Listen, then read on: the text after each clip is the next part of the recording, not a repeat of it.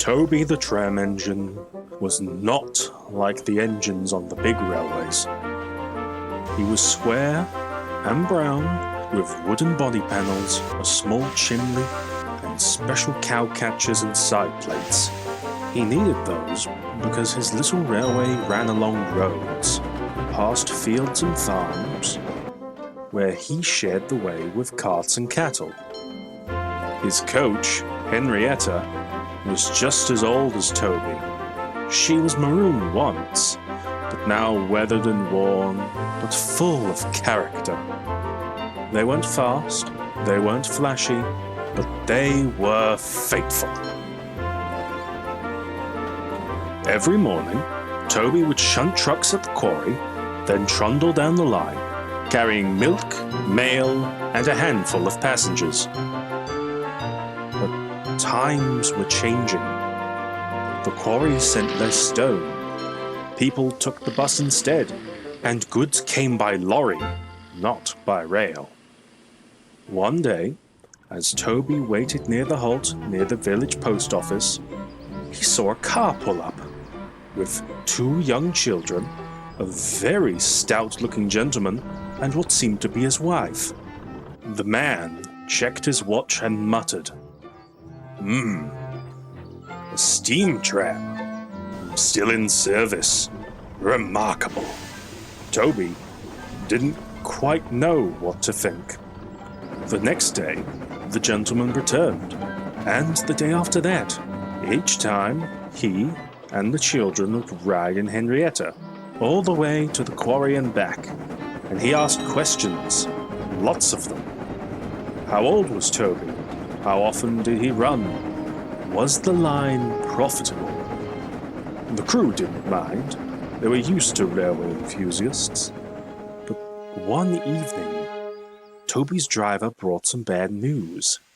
He stepped down from the cab with a letter in hand. "Sorry, old boy," he said quietly. "They're closing down the line. No work for us here." Toby's boiler sank. He said nothing. The days grew quieter. The rails gathered dust. Henrietta stood silent in her siding. Then, one morning, the news finally came. They would have a grand send-off for the line. People gathered from all over the valleys and the nearby towns. They all said quite a lot of things about Toby, calling him quite quaint. People even laughed at him for his odd-looking appearance. And after a few trains and a few enthusiast specials, finally the day was done. Toby felt miserable, trying his best to smile for the public. But he couldn't help but mourn. Not just his livelihood, but the livelihood of his driver, fireman, the guard, the signalman, and all of the people who can't afford things like bus fares or lorry fees. He mourned for them all. And when things finally got quiet, Toby finally sat down to rest. Henrietta took this as a moment to talk with her closest ally, confidant, and friend. "Look, Toby," Henrietta spoke. "It's not the end. It can't be. We are really useful."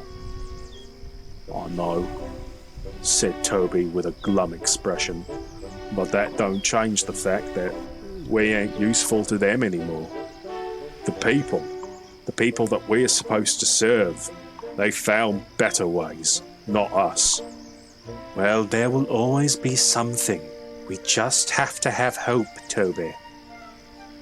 Please." "All right, I'll give it a few weeks, and then I'll finally start mourning the loss of everything we've built." While he did smile and chuckle at that statement, it was no less truthful. A few days had passed, and they had finally gotten settled into not doing much. Toby was resting in his shed with the doors closed when suddenly the doors flew open wide. His driver and fireman there, standing in full uniform, jumping and skipping around the rails as Toby looked on in bewilderment. "What's going on?" Toby murmured. A letter, Toby, from that stout gentleman who was on holiday a few weeks ago. It's directed to you," said his fireman, who had seemingly already read the letter. The driver read it out loud, and Toby's eyes shot wide, now very much awake. It turns out the stout gentleman was a man named Sir Topham Hatt, the controller of the Northwestern Railway, and their number one engine, Thomas, had unfortunately got into some sort of trouble with a policeman, and Toby was needed, or at least an engine like Toby. So he was bought on the spot. And under his own steam, Toby, along with Henrietta, his driver and fireman, left their home for the island of Sodor. It was a very long trek, and unfortunately quite a few hijinks happened along the way. But they finally made it, Vickerstown, and the island of Sodor that awaited further down.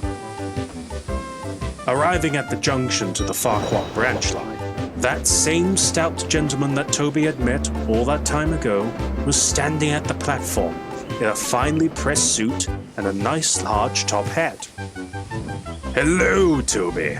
I am the Fat Controller, as you may already know, and I see that you have brought Henrietta with you. Fine work.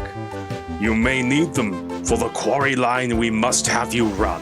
Toby was delighted he could barely speak, and was set to work at once. Wanting to get stuck in immediately, he didn't even want to be cleaned by his crew. He met Thomas, the engine mentioned in the letter.